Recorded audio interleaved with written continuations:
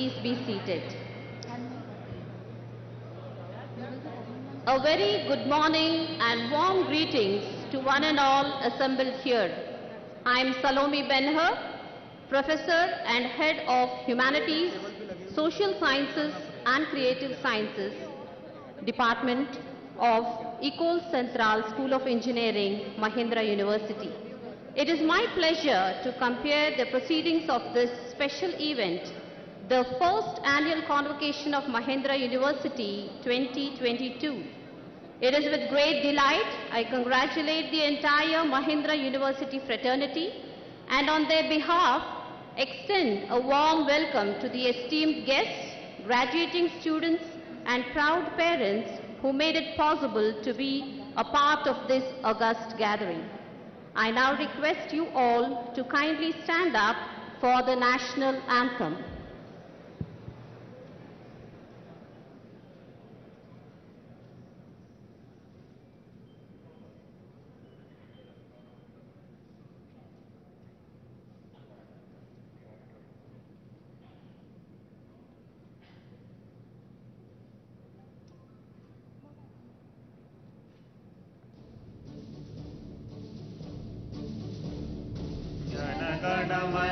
अधिनायक जय हे भारत भाग्य विधाता पंजाब सिंध गुजरात मराठा द्राविड़ उत्कल बंगा विंध्य हिमाचल यमुना गंगा उच्छल जल वितरंगा तव शुभ नामे जागे तव शुभ आशीष मांगे गाहे तव जय गाथा जनगण मंगलदायक जय हे भारत भाग्य विधाता जय हे जय हे जय हे जय जय जय जय हे.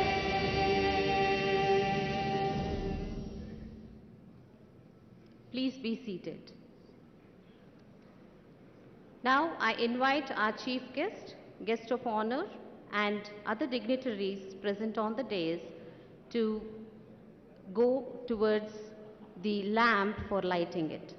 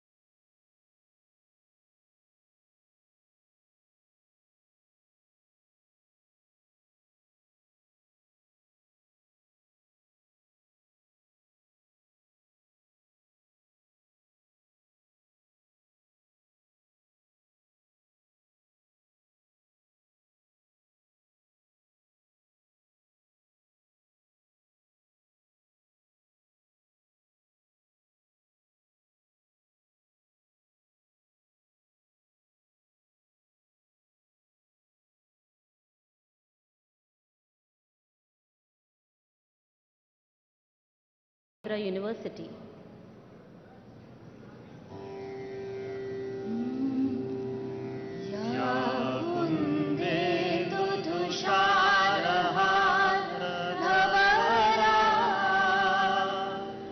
या शुभ्र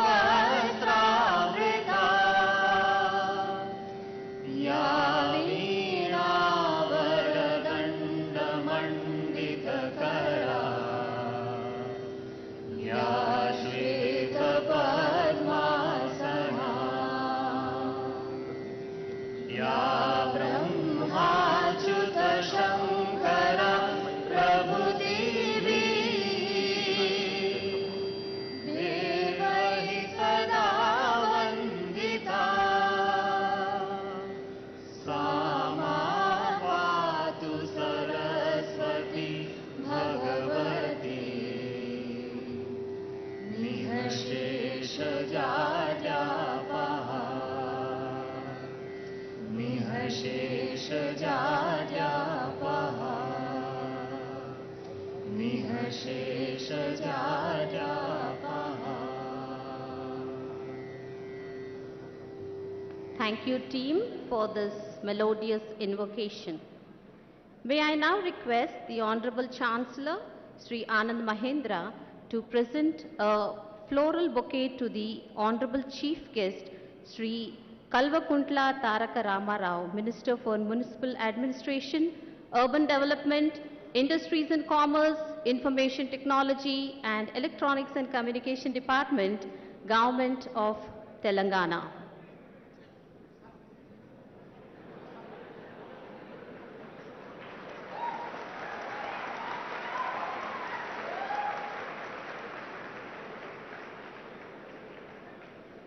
May I now invite the CEO and Managing Director of Tech Mahindra, Sri C.P. Gurnani, to offer a floral bouquet to the guest of honor, Dr. Krishna Ella.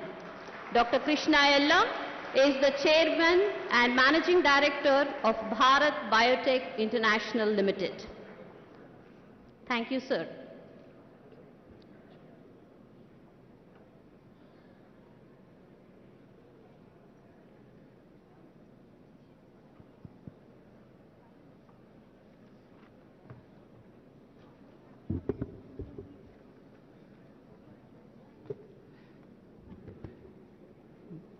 Good morning, honored guests, ladies, gentlemen, parents, and dear students.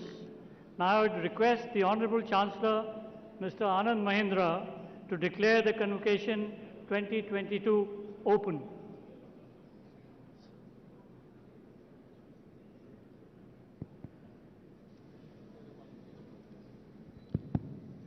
I declare the Convocation 2022 open.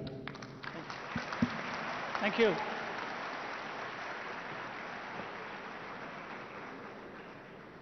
Thank you, sir. Graduation is an exciting time. It marks both an ending and a beginning. It's warm memories of the past and big dreams for the future. Eleanor Roosevelt said, quote, "The future belongs to those who believe in the beauty of their dreams," unquote. Dear graduating students, if you are dare enough or passionate about dreaming, be passionate also for living up to your dreams. I now request the Honorable Vice Chancellor, Dr. Yajulu Meduri, to present the annual report.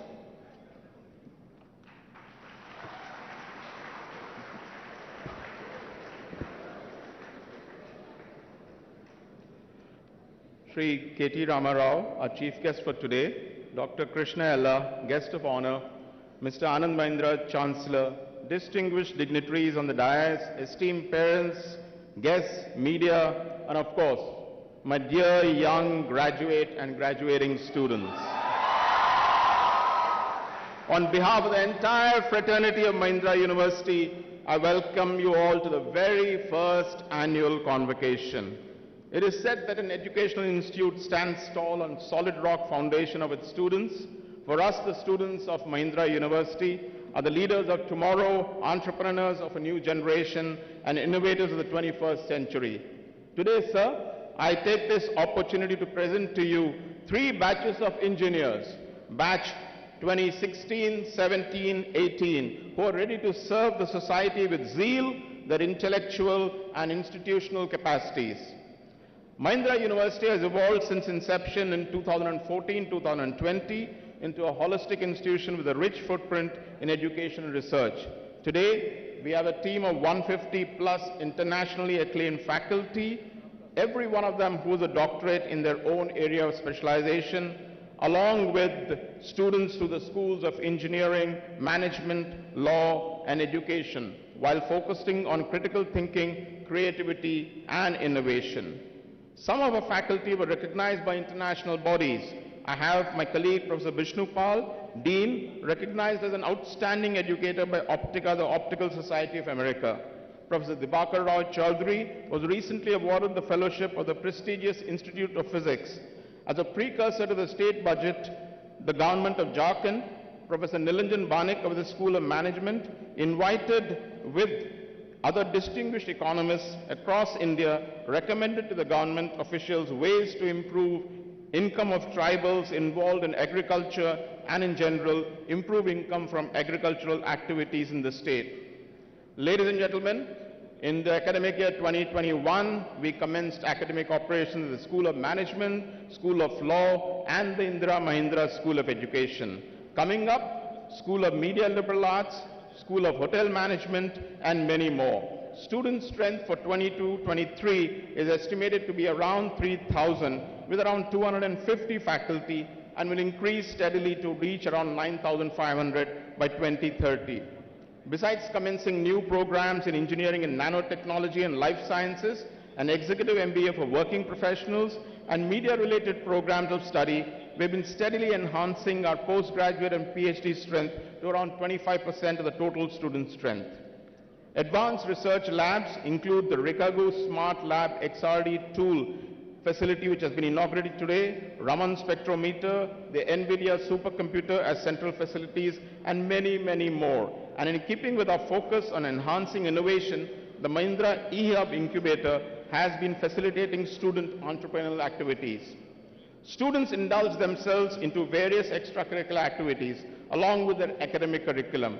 The initiatives taken by students over the years have resulted into high-standard annual events like Aether, a techno-cultural fest, Equal Tihar, TEDx Conference, Central Connect Conclave, Aero Sports Extravaganza. Students are also motivated to take part in competitions held in different colleges and prove their mettle at various available platforms.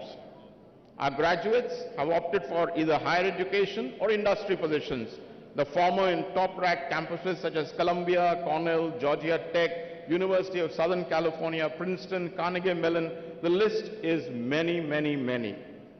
It is well recognized that to make an academic institution great and globally competitive, research should be an integral component in addition to quality teaching. Research is seeing more emphasis, and we are scaling up student numbers in doctoral education. We have successfully set up a dedicated entrepreneurial cell where crazy innovative ideas of these young engineers will take flight. I wish our graduating students all the very best for the coming future. Do well, keep the Mahindra University flag flying high, and keep remembering your alma mater. Thank you once again, ladies and gentlemen, for your gracious presence and patient hearing. Thank you very much. Thank you, sir, for your detailed report and warm wishes. I now invite Sri Chandraprakash Gurnani, commonly known as CP, the Chief Executive Officer and Managing Director of Tech Mahindra, to deliver his address.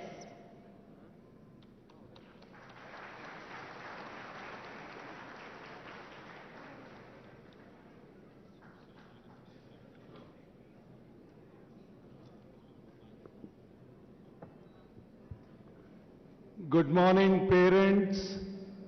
Good morning, students.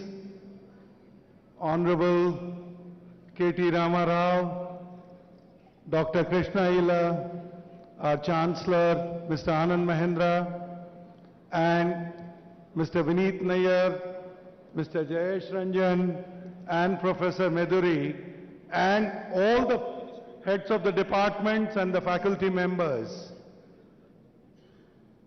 You know, it's a very, very defining moment for us. It's like a dream coming true. And this morning, when I walked in, the erstwhile Chief Executive of Satyam Computers, Mr. A.S. Murthy, reminded me that when we had come, which is the Mahindra Group had come, to look at the possibility of then acquiring Satyam Computers, we did not discuss immediately about Satyam, but when we came to Bahadurpalli campus, we discussed with A.S. Murthy a potential to create a university in Hyderabad and at Bahadurpalli.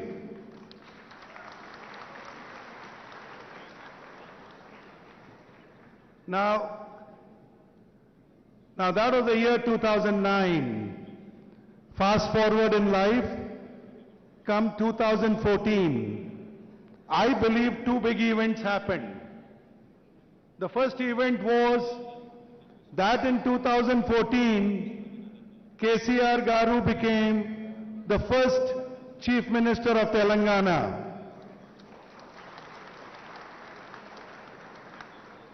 And exactly at the same time, just a month later, Mahindra Ecole Central, which is now called Mahindra University, was born. So guys, 2014 was that seismic moment. There are few things that I believe is where the Guru plays a very important role. In my life, I've had many Gurus, but Vineet Nair has been my longest Guru. He has been a Guru to me for over 30 years now. And Vineet became the glue between some of the ambitions that we had envisaged, the dreams that we had shared with Anand Mahindra, our chairman, and now the Chancellor of the university.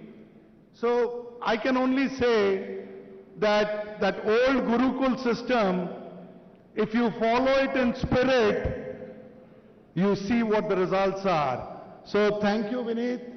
Thank you so much for being the Guru. And then the polarizing forces, then the forces which help you shape the destiny.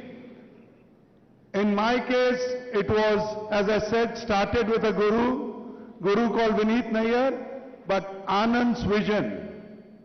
Anand's questions used to be, how old is the Nalanda University? How old is the Takshila University? How old is the Ujjain University? And if India could start an education system, multidisciplinary, which had, even in those days, 1100 years ago, 10,000 plus students, don't dream small. And don't forget that we are custodians.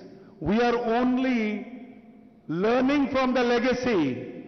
We are only people who carry the baton to the next generation, and we owe it to the young minds of India, the young minds of Telangana, young minds, to create an institution for the future. You know, it takes a little time to sink in what Mr. Mahindra's vision was. Think about it. 1100 years ago, you had a school of education, you had a school of law, you had a school of medicine. And today, after 75 years of independence, after 75 years of Mahindra Group's formation, when we come here today in this hall, we are only carrying on the legacy. But I promise you, we are conscious that the world does not remain static. And the world around us is moving fast, and that it really means is now we need to balance the other forces that are acting, whether it is technology, and you all experience the technology. That's why the whole batches are, all the batches are coming together here. It was the most disruptive thing, and the man who helped us tame that disruption, Dr. Krishna Ella, is also here with us. But the point is, technology helped him create the vaccination, technology helped him create Covaxin, and technology helped us continue with the education programs. So the world around us is not static. And we are conscious that on one end we have the government of KCR Garu, which has continued to help us, motivate us, push us. On the other end, we have technologists like my colleagues in Tech Mahindra, my colleagues in various bodies of NASSCOM or many of the inventors that are there in the various sectors, and many of you are now also working for those sectors. So between the industry, between the learned academia, between the government, I think we are creating an institution that not only you are proud of, but I am proud that I stand in front of you on the first convocation of Mahindra University. Thank you and congratulations.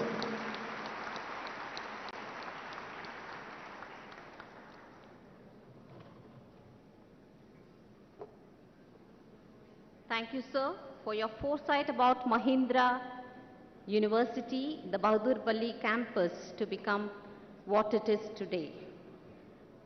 I now request Shri Vineet Nair, Chairman of Mahindra Educational Institutions, to deliver his address.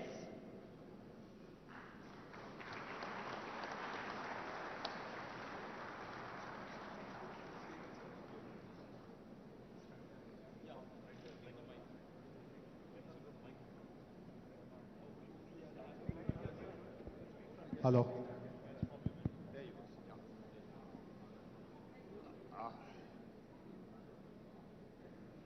The old saying, sometimes the dreams come true.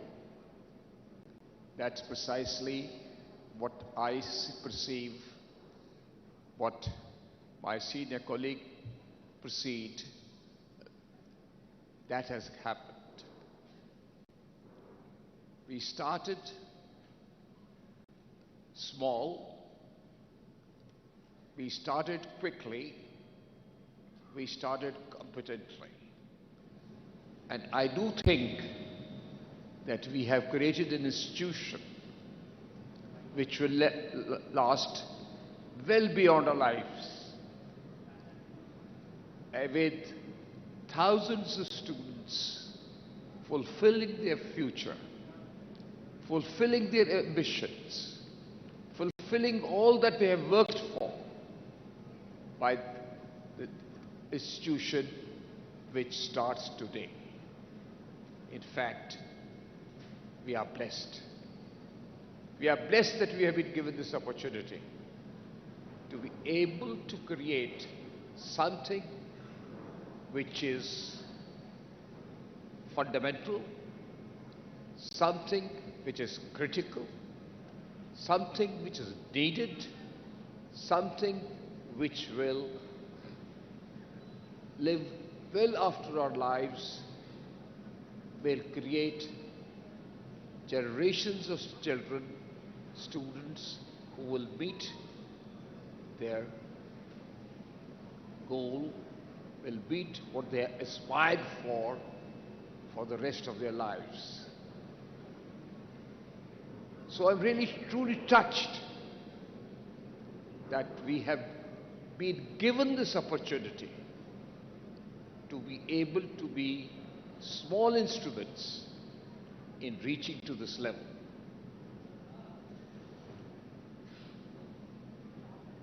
What happens now? We started this with limited resources and great ambition.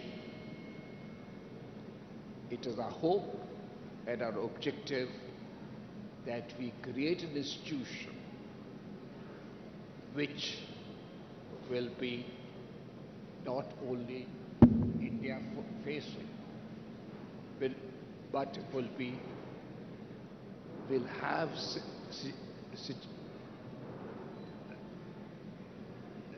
itself as a part of the global scale which we are aiming for. I'm certain that given the kind of people we have, the staff we have, the academicians we have, we will be able to achieve that.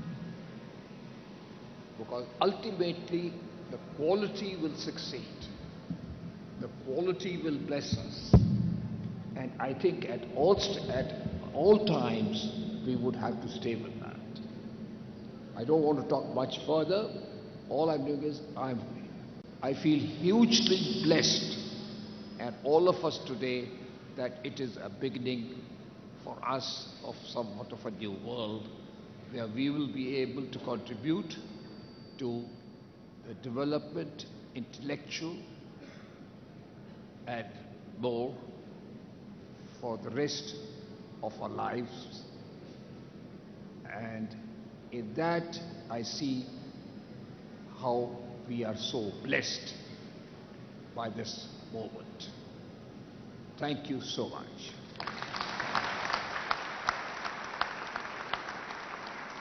Thank you, sir, for your inspiring words and the vision that you have for quality education, and that this local university will have a global impact.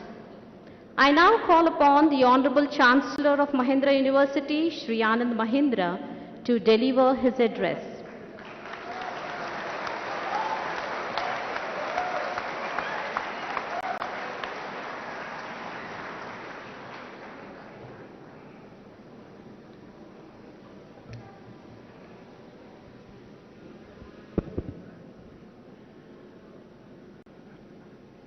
Our chief guest, Honorable Minister Shri K.T. Rama Rao, our guest of honor, Dr. Krishna Ella, dignitaries on the dais, the governing body, distinguished faculty, and proud parents, and of course, above all, the graduating class.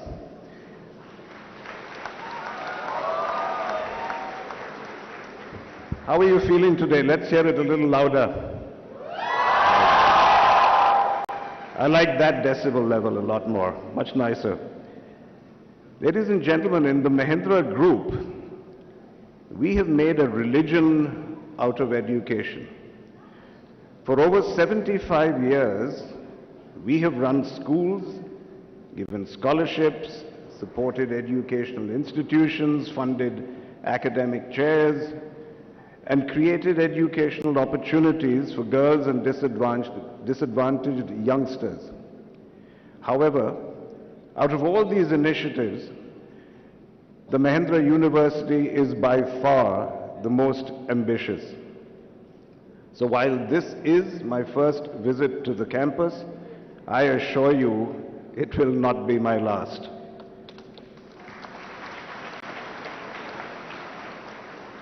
I feel privileged to be associated with this institution because, frankly, I envisage it to be the future of education. So what's that future going to look like? What is the future of education? How will it affect higher education as we know it today? And I've spent some time trying to grapple with that question. What I see is a quiet, but really a tectonic shift taking place in the sphere of education. And this shift, I think, is encapsulated in a story I want to share with you about the legendary executive, automobile executive Bob Lutz, who was hired by General Motors to turn the crisis around in that crisis-ridden automobile company. Now, it's difficult to find someone in the car business who was more hard-headed and profit-minded. And yet, when the New York Times asked him how his approach would be different from his predecessors, what did he say? He said, "My approach is more right-brained. I see us as being in the business of art, entertainment, and mobile sculpture. Sculpture which just coincidentally happens to provide transportation." So what does that imply? It implies that the Lakshman Rekha, so to speak, between art and science, between the left and the right brain, between logic and intuition, all become blurred. I see it in our own automotive business at Mahindra. With increasing prosperity, there's a rise in customer aspirations and expectations. And customers are no longer just happy buying a box and wheels. that takes them from point A to point B. They demand beauty, convenience, technological superiority, and entertainment, all, of course, at a reasonable price. And unless our engineers know how to use both sides of their brain, they're not going to be able to provide all those expectations. And frankly, I believe this is going to apply to all disciplines, not just to engineering. Because as automation increasingly takes over, computers will draft contracts, they'll file tax returns, they'll diagnose and treat everyday diseases. Now, engineers, doctors, lawyers, accountants, MBAs, they're not going to disappear. But AI will take over most of their routine work. So in addition to their professional skills, your worth is going to be judged against capabilities that cannot be outsourced to a computer. And ironic, I say that here when Tech Mahindra is the founding donor of this institution, and yet I say that with confidence. Because capabilities that are uniquely human, like critical thinking, storytelling, the knowledge of art, design, literature, all of which contribute to communication, understanding, and empathy. Capabilities that focus on understanding the world around us and understanding the desires of the human heart. The Bob Lutz story that I shared with you clearly points to the need for more people who use the left as well as the right side of their brain. More whole-brain thinkers, as it were. And it points to the need, therefore, for academic institutions that can produce whole-brain thinkers. So the education that we provide here must rise to that challenge. And we are a young university, not yet set in our ways. And frankly, that gives us a unique opportunity to be path breakers, to change the whole arts versus science paradigm that has shaped education, particularly in the 20th and 21st centuries. Now, the Vice Chancellor told us that we will soon start a School of Media and Liberal Arts next year. But we need to build a School of Liberal Arts with a difference. I've served on some boards of some fine educational institutions overseas. But I have to say, even in those institutions, humanities is nothing but just one more separated silo. It's not an integrated part of every course or school. And can we be different? Can we integrate both the sciences and the humanities into all our disciplines so that we as a university are known not just for producing thinkers, movers and shakers and successful professionals, but also well-rounded, good human beings. Good human beings who use their whole brain and have what it takes to succeed in any field of endeavor. So my dream, speaking of dreams, would be to take the Ganga of sciences and the Jamuna of the arts and merge them seamlessly into a confluence, into a Prayag, as it were.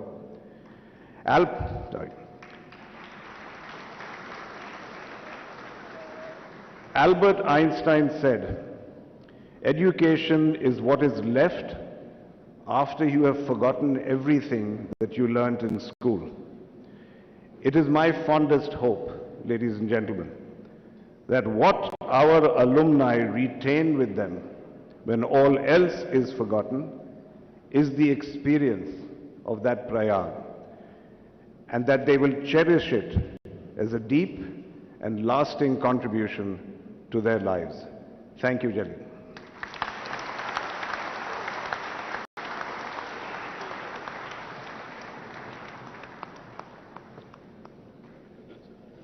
Thank you, sir, for your words and for your hope about this ambitious university to culminate art, entertainment, sculpture, and to understand the desires of the human heart.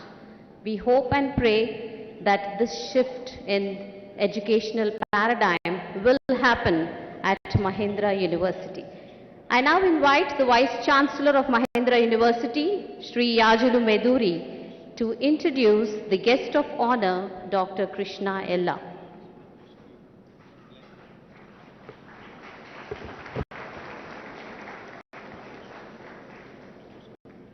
Ladies and gentlemen, it gives me great pleasure. I'm privileged to introduce Dr. Krishna Ella, an alumnus of University of Wisconsin at Madison, USA, leading scientist and successful entrepreneur in the field of vaccines.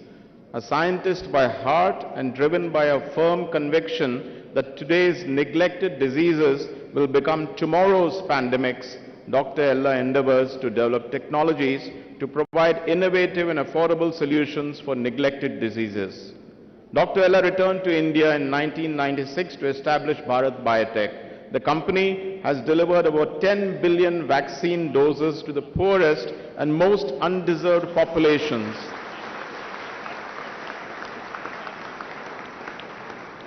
In over 123 developing countries through UNICEF and Gavi. With 433 patents filed and over 145 granted patents, including the world's first global patents filed for chikungunya and Zika virus vaccines, Dr. Ella has led development of 17 vaccines used in India and around the world. Dr. Ella's latest work involved the development of Covaxin, proven through the world's second largest efficacy trial. It is India's first and the world's fourth SARS-CoV-2 vaccine after the US and UK that not only saved countless lives but also demonstrated India's indigenous vaccine development capabilities and is priced as low as $3 a dose, only $3 a dose. Ladies and gentlemen, and I say this with pride because I am an alumnus of the University of Wisconsin-Madison also, that the University of Wisconsin-Madison has recognized Dr. Ella's extraordinary contribution to public health by awarding the Distinguished Alumni Award in 2011 and an honorary degree Doctor of Science in 2022. For his incomparable contributions to the society and industry, the Republic of India in 2022 conferred him with the Padma Bhushan, the country's third highest civilian award. Ladies and gentlemen, I present to you Dr. Krishna Ella.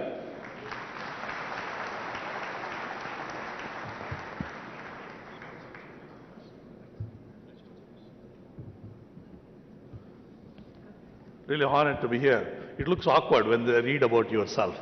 So really, and I think, I want to thank respected our Ramarao Garu, and I think our Anand Mahindra said, Gurnani said, Nalanda University started in Bihar, and Takshashila was also Bihar, and I think we lost out the innovation of education. But I hope now it re-emerges back from Mahindra University from Telangana. I want to thank Anand Mahindra, Professor Meduri, and Gurnani, Vinit Nair Saab, and Jayesh Ranjan, and all the executive committee board, advisory council, faculty, staff, parents, students, and all the parents. Particularly, I should be grateful to, because you all should be grateful to your parents. More important, that's very important. I'll tell you why. My address is going to be on innovation and entrepreneurship. We don't grow as a developed nation unless we have a higher GDP growth, unless double digit. The double digit growth can come only on innovation. Innovation only can create the double digit growth. So you have got a degree from Mahindra University, you get a knowledge and a skill set. That is what you get from Mahindra University. But what is the third part, which is important for innovation, is the imagination. Imagination, I'll give a simple example. Because many people want to, because university teaches you innovation in any classroom, in a classroom setting. It's what I'm trying to tell the young kids. Imagination is there in front of you. You're right there. Look at a Golconda. Golconda Fort, 2 kilometers down, you can clap and somebody can hear. There was no Mahindra University graduate student those days. There's no IT sound engineers those days. It's just imagination, how they created that type of thing. Imagination is like an architect. You tell the house how you want to construct a house. An architect imagines of your dream and he builds the drawing. Exactly, that is what imagination. Another one, I will tell you a good example. Lord Ganesha. We only pray Ganesha when we want more marks, or when you want admission in the Mahindra University, you pray for the Lord Ganesha. But you don't look at it in a scientific angle. It's a transplantation, head transplant, an elephant head transplanted on the human. It's a true head transplantation. Look at kidney, liver, pancreas. It's all organ transplants. The similar thing, okay? And I can give a lot of examples. But we lost a lot of, India was the most innovative country in the world. That's how the many invention happened. Zero was invented, steel industry was invented, ink is invented, and cataract surgery was invented by Indians. Everything was invented. But we lost out somehow. And I think you look at the present situation, how many people, Telugu people here? You know Manchinona? You heard about Manchinona? Everybody grandmother said Manchinona. Nugul Nora is called Manchinona. Nobody knows why it is Manchinona. Nobody knows. Grandmother said, we follow that. In Tamil we call Nallanna. Malayalam also Vallanna, and Kannada is called Vallanna. All languages says it's a good oil. Nobody asked the question, why it is good oil? We have become, just carrying the forward, not asking questions. So your innovation right there. Look at canola oil. Canada is $64 billion business of canola oil. It's nothing but mustard oil. They took the seed from India, mustard seed. If you call mustard seed, all look at North India and East India, everything pickle is made with mustard oil. That mustard oil is a purely, grandmother knows it's a good oil, but nobody knows the science.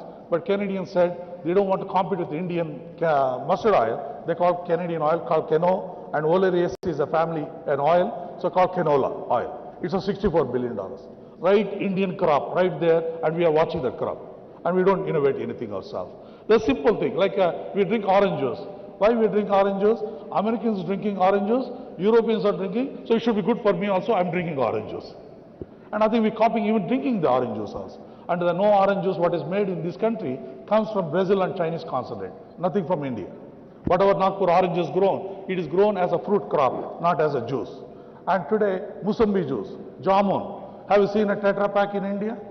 We have not seen a Tetra Pak. Because Americans have not made a Tetra Pak using kino fruit in Punjab. Kino fruit Punjab juice, we have not made anything. It is there in front of our eyes, all the things what you can see. And I think we don't see that. Right now, samosa, we're eating with the ketchup. Earlier we used to eat with chutney, now with the ketchup. So Americans made ketchup, we should use it. Now no chutney.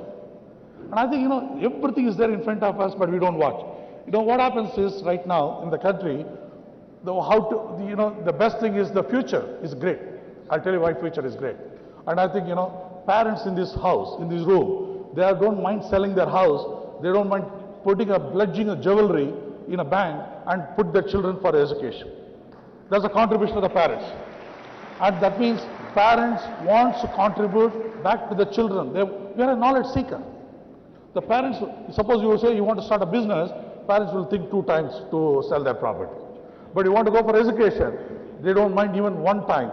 They'll pledge their house and put you for children for education. Today you are in Mahindra University, thanks to their contribution also. I think that's very important, parents. So the parents are going to keep alive this country's future of innovation, and that is going to change the game.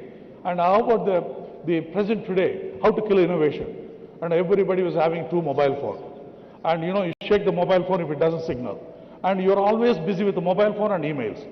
And when you have busy with that, you don't see anything nature. You don't see the nature, you don't get any innovation. You don't get imagination power.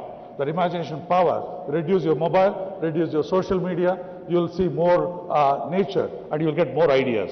And I think, you have tremendous opportunity. Last one year, I'll tell you a few examples where the globe stands on innovation. I'm telling amazing in last pandemic time in 1 year. MIT has come out, duct tape. Somebody has got a surgery, you make a suture. You don't need a suture. You put a duct tape, you're done with it. No surgeon is required. And human genome sequencing Stanford, they sequenced the entire human genome in 5 hours. That means today you can give blood sample, evening you know what genetic disorders you have in 1 day. The science is revolutionized. Look at artificial intelligence, the way the defibrillator in Sweden delivered by drone into the rural remote area where the automatic defibrillator was delivered. And in Switzerland, there are paralysis patient, 3 patients, totally paralyzed. And they put electrode and made an artificial intelligence and put a software according to each individual. They made a software and they made them to walk now, they swim and they do cycling now. You see how the life is changing in the last 1 year? A lot of other examples are there. That is not important. But I'll tell you one thing, you have great opportunity. One, the future is going to be clean energy, you've got biology, data mining, and as our Anand Mahindra said, AI, machine learning is going to change the game, financial technology, agriculture and food. Simple example in agriculture.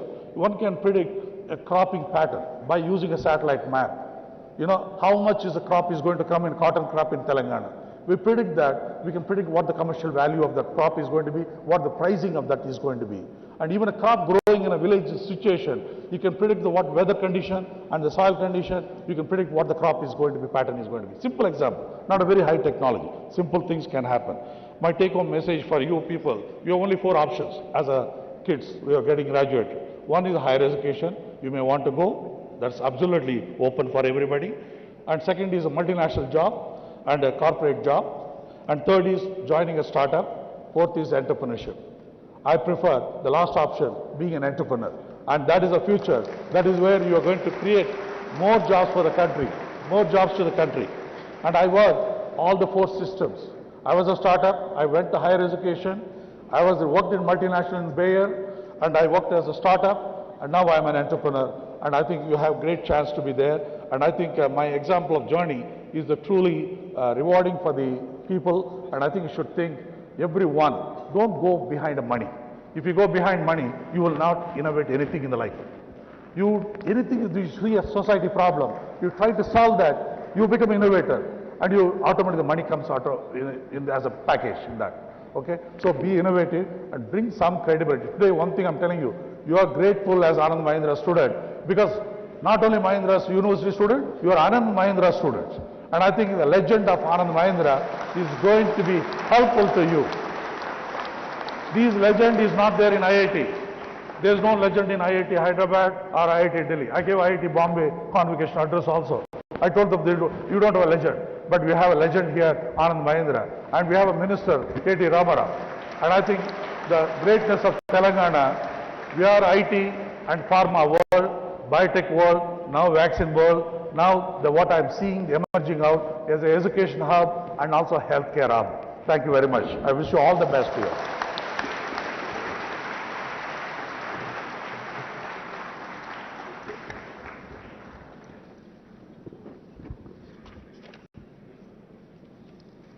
Thank you, sir, for your inspiring speech, touching upon words like imagination, innovation, revolution, and entrepreneurship.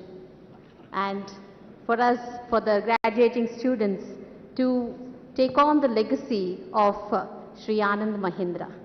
I now invite Sri C.P. Gurnani, CEO of and Managing Director of Tech Mahindra, to introduce the chief guest, Sri K.T. Ramarao.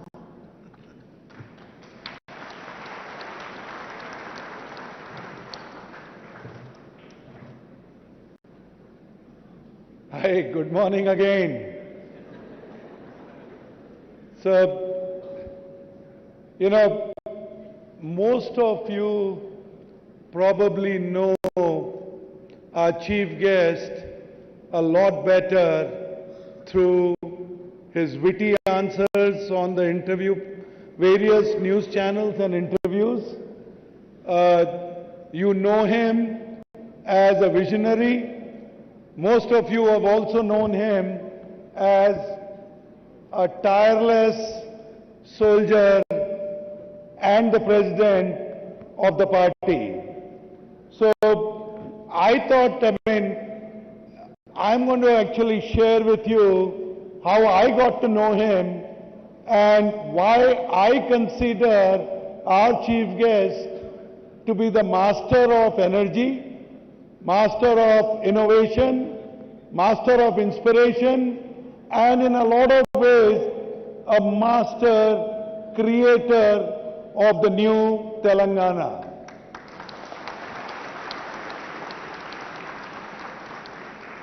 I did talk to you about 2014. I did talk to you about then Chief Minister K. Chandrasekhar Rao inviting me over as the CEO of then Mahindra Satyam and Tech Mahindra to come and have a cup of tea with him. And I had a great conversation. But prior to that, just about a week ago, my admin comes to my office and says, Honorable Minister for Information Technology and Panchayat Raj, Mr. K.T. Ramarao wants to talk to you. And I said, all right. So I do get on the phone and I said, yes, Honorable Minister. He said, no, call me Ram. I mean, obviously before coming on the call, I read the full biodata. I knew about his 6 years of working in US.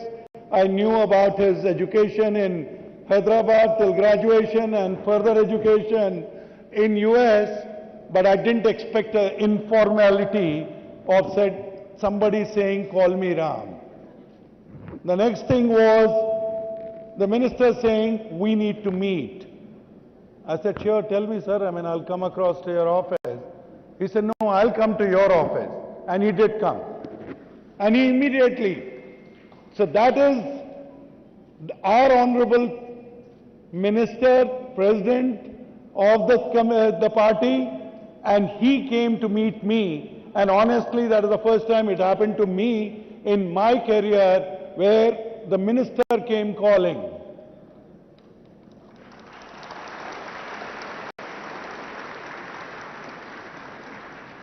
The important part was not only just the minister coming calling. The minister was prepared. That is, KTR was prepared. He, as that's why I said, call him a master of innovation, because he came in and he said, what do you think about triple IIT? And that time we had Dr. Raj Reddy, Professor Raj Reddy as one of our board members.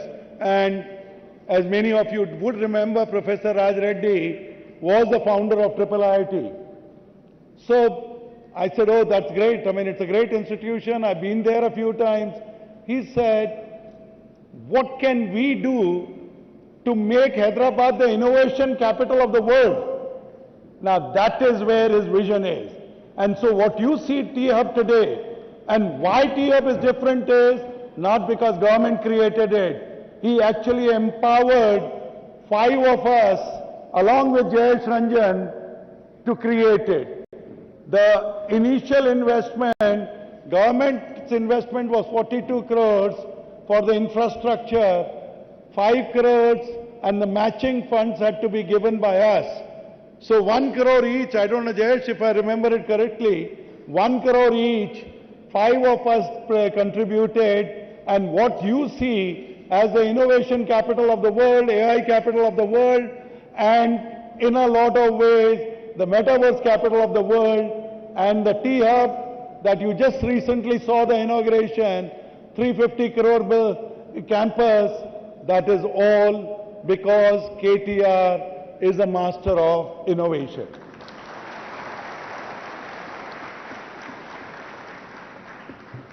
So same thing, when I used to go and talk to him about engineering college, and I told you, I had various pressures or motivators, master of motivation, Honorable Chief Guest, KTR, because every time I went to him and spoke about Mahindra Ecole Central as an engineering college, he said multiveracity. He used to talk about biotech and pharma to me. And honestly, I mean, there was a global, I went to invite him for a global IT conference, and he said, we need to do a global biotech conference. And I'm just sharing these incidents with you so that you can understand the man behind and the person who has this clear vision. So today when Dr. Krishna Ella talks about biotech and pharma city, please remember the man who has been pushing it is our chief guest, K.T. Ramarao. So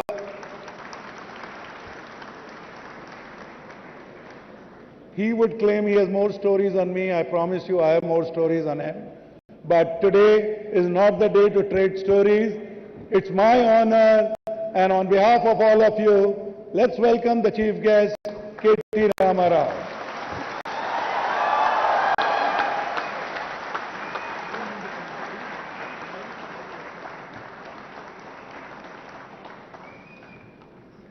Good afternoon, good morning. That felt like my convocation actually.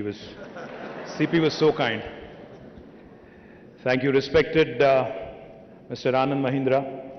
Thank you, sir, for gracing us with your presence, the Chancellor of this university, the Vice Chancellor, the guest of honor, Sri Krishna Ella Garu, Dr. Krishna Ella, CP Gurnani, my dear friend, Vineet Nair ji, Honorable Principal Secretary Jayesh Ranjan, to all the dignitaries on the dais, to the faculty, to the staff, to the non-teaching staff, to the proud parents, and most importantly, to all the graduating students, thank you very much for inviting me and thank you very much for having us here.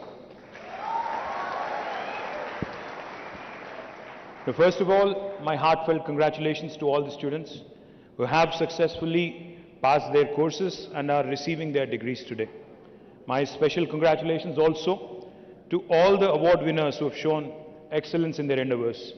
Amongst the private universities that have been set up in the state of Telangana, Mahindra University occupies a place of pride.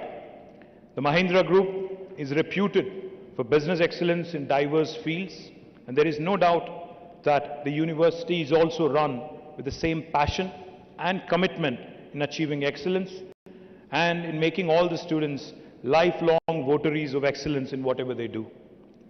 Mr. Anand Mahindra himself embodies another very important virtue, which is that of compassion. In fact, when he was speaking, I was listening in very intently. Now, when he talked about a combination of art and science and what he wants to bring about in Mahindra University, eventually a blend of both. I remember a conversation that I had with a friend of mine. Now, this friend of mine had told me that there are two kinds of people in the world, artists and then there are the scientists. Artists who think with their heart and scientists who basically let their mind dominate. I think what Mr. Anand Mahindra was alluding to today is he wants Mahindra University to create that new blend, that new breed of people, which is a good combination of heart and mind, which is a blend of art and science, a new breed which is a combination of artists and scientists, and hopefully all of you and the future classes of Mahindra University, future students of Mahindra University will become an embodiment of that. Good luck to you, sir, on that effort, and I hope you'll set a benchmark. I hope you'll raise the bar in India for other universities, for other academic institutions. Mr. Mahindra's life has been spent in making our country proud by coming out with products and services that are truly world-class. He is a visionary in that many of his ideas are futuristic, anticipating the needs of the world decades ahead of time. I'm sure that the university also has fostered a strong culture of compassion, innovation, and inquisitiveness in the hearts and minds of all the students here. Young India, I call India young because, as you all know, if you look at our population today, 1.4 billion India, 50% of India is less than the age of 27. 65% of India is less than the age of 35. That's why I call our country a young country. As the world is getting older, India is getting younger. And youth in our country especially are brimming with ideas, are brimming with energy, are wanting to take on the world and have an aspiration that is truly global. They have a voice and want to be heard across the world. They are no more passive observers of events going by, but possess a strong desire to be at the center stage and make a difference and an impact globally. In a way, this augurs very well for the country as we are very close to the cherished milestone of 75 years of independence of our glorious nation. These milestones are also occasions when we have to think about our future and how we collectively intend to make the future much more than what the past has been. The youth are going to shape the future immensely. Not only our country's future, but Indian youth have the unique ability and the unique opportunity of shaping the future of the modern world. The youth and how we groom them today, what ideals and aspirations we sow in their hearts and minds, and what kind of responsibilities we bestow upon them at an early age will matter the most in how young people will contribute to the noble task of nation building. While our country, India, has done rather well in the last 75 years in general, yet the reality is we are still a developing nation.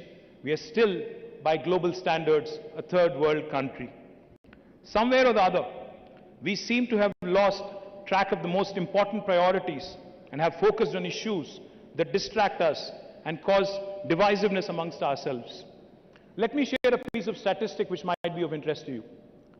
Back in 1987, about 35 years ago, when most of you were not born here, actually all of you were not born here, India and China, countries of similar size in terms of population, had a similar size of economy as well, $470 billion, exactly the same size. But cut to 35 years later, today China is at $16 trillion GDP and India is only at $3 trillion. And we still keep dreaming the 5 trillion dream. Now, I don't want to point fingers. I don't want to say anything which is political, but I have to say this. I think the future of India will augur well for us if we are not distracted from economics. You know, politics can wait. It can happen once every 6 months in 5 years. But the remaining 4.5 years, I think the nation, its polity, its political leadership, in fact, has to remain focused on economics, on creation of employment, on issues that really matter to our future. While the politicians of this country are largely to be held accountable for their inability to arrive at a consensus on national priorities and then devoting their energies in achieving them, we also cannot ignore a sense of apathy amongst the general population in allowing things to come to such a state. Amongst many of the perceived problems about India, one that is commonly noted is that the brightest minds, implying all the people like you, are working endlessly to solve the problems of the rich, while completely ignoring the problems of the poor. As I mentioned, hardly anyone has focused on building houses and toilets for the poor. But there are hundreds and thousands of bright engineers and architects who are constructing villas in gated communities for the rich. It is time that we also change our lopsided priorities and ensure that the task of nation building remains supreme for everyone. While we all speak about India as one nation, which it is, we should also accept another reality, that within our country of India, there are 28 different Indias, meaning there are 28 states within India which are extremely diverse and have their own levels of development. There are few states today who have focused on good governance, balancing the priorities between welfare, development, have designed people-centric programs, and have implemented all their ideas and goals with perfect execution. I feel very proud to share with you that our young state of Telangana today has become a role model state in the country for the rest to emulate. I know that students of Mahindra University come from different parts of the country, but I would encourage all of you to look at the opportunities that are available in Telangana, in Hyderabad.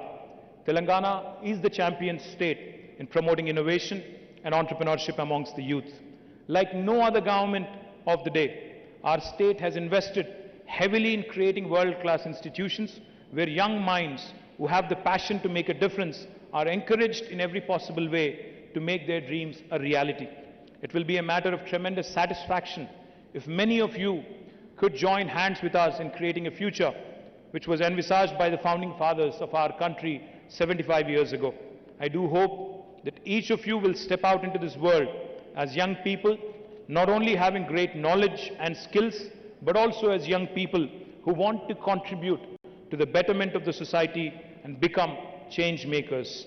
Once again, I wish you all the very best for your future. Jai Telangana, Jai Hind.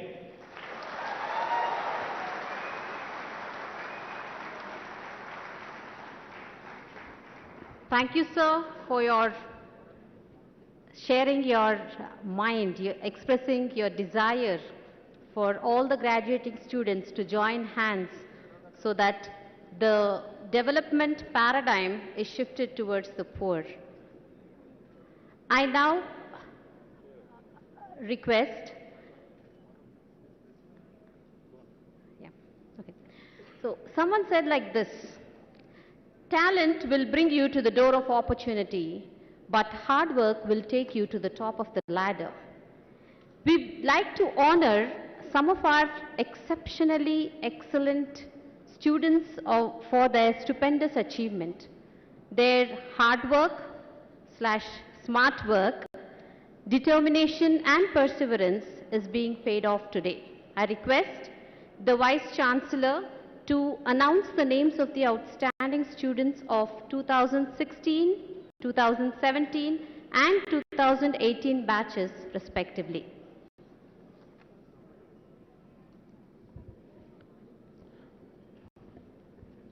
Can I request our Honorable Chief Guest, KTR Garu, to do the medal presentation? Yes, sir. Yes, sir. Ladies and gentlemen, medal winners, batch 2016, topper Santosh Manas Sameta of Tripoli, CGPA 9.71. Santosh is pursuing his Masters in Electrical and Computer Engineering at the University of California, Davis, and his parents are here to receive the degree, Mr. Subramaniam, Mrs. Laxmi Dasri. Big hand, please. Big hand. Santosh is also the topper of Tripoli.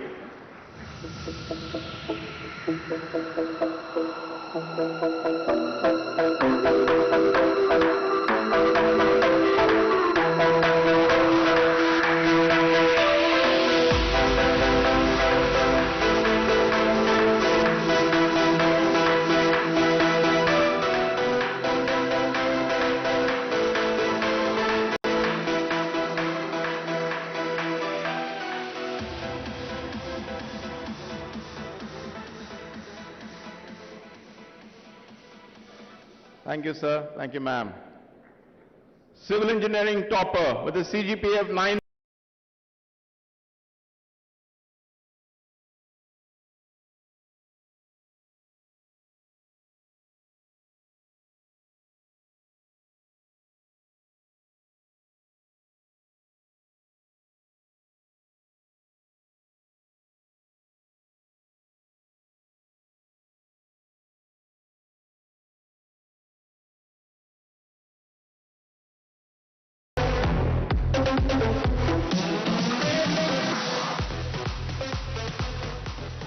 Thank you, sir. Mechanical engineering topper, Mr. Nageshwar Rao Iranki with a CGPA of 9.63. His parents are here, Mr. Subbarao and Mrs. Aparna.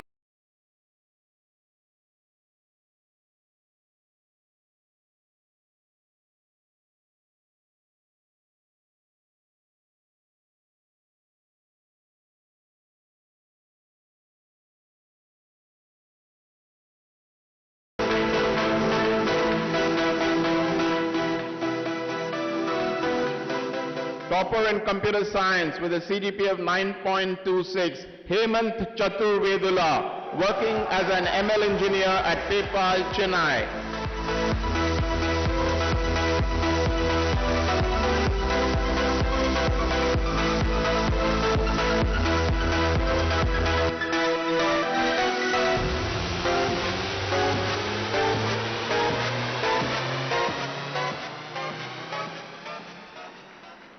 Batch 2017 topper and mechanical engineering topper, Hussein Noble with a CGPA of 9.88.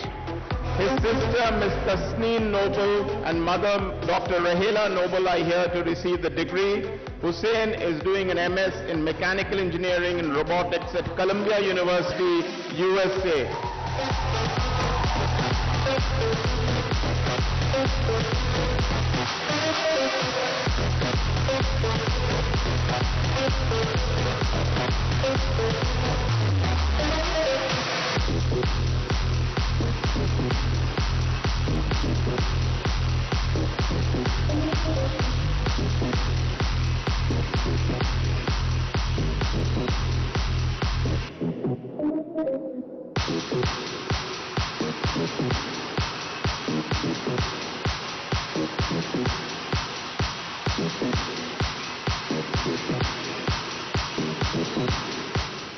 Topper in civil engineering, Shalin Matthew with a CGPA of 9.4. His father and mother, Mr. Bessie Matthew, Ms. Gigi Matthew, are here to receive the degree. Shalin is doing MS in civil engineering at Columbia University, USA.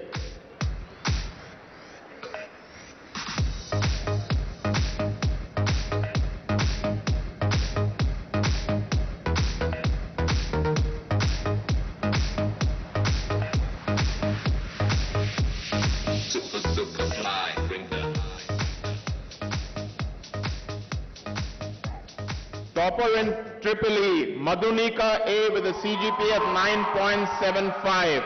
Father, Mr. Anjanaya Prasad, mother, Mrs. Laxmi here. Madhunika is doing an MS in Embedded and Cyber Physical Systems at the University of California, Irvine, USA.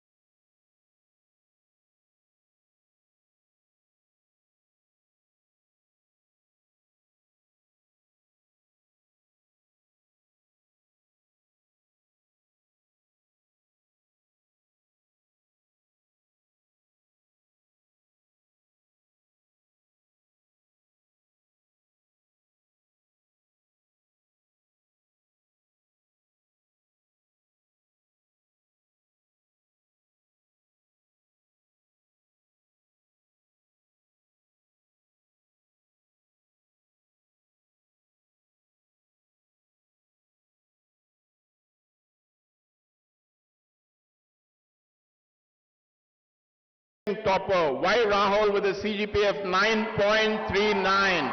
Rahul is going to pursue his MS in civil engineering at Purdue University, West Lafayette campus in the US.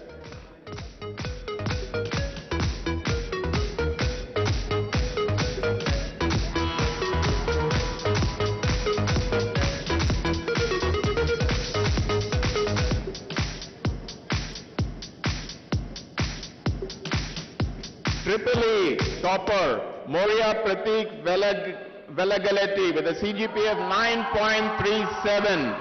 Pratik is going to pursue his MS in Electrical and Computer Engineering at Purdue University, West Lafayette campus in the US.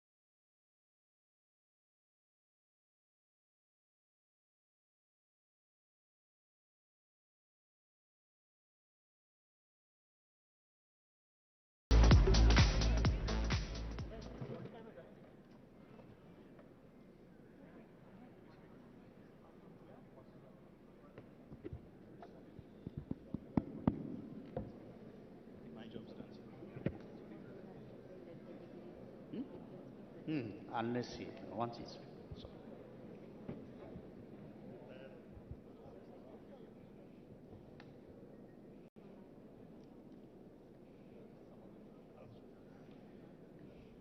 Let the degree recipients be presented.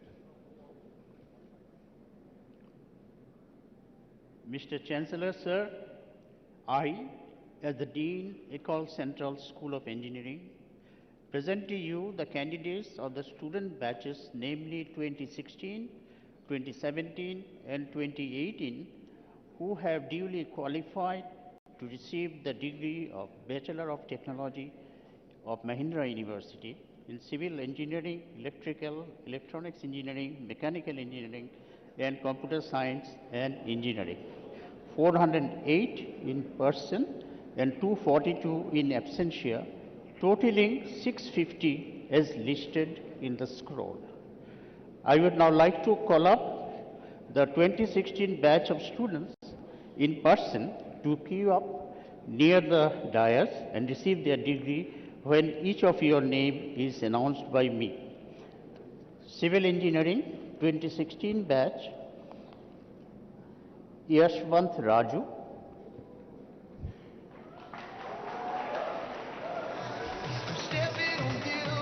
Aditya Singh, Aditya Singh,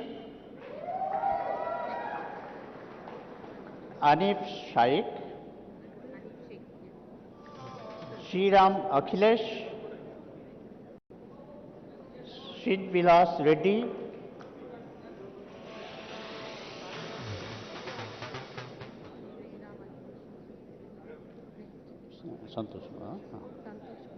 Santosh Kumar,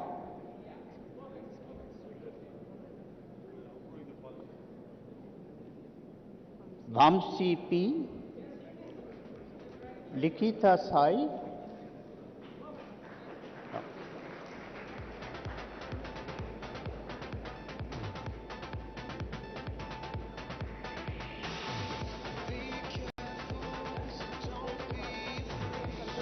Santosh Kumar,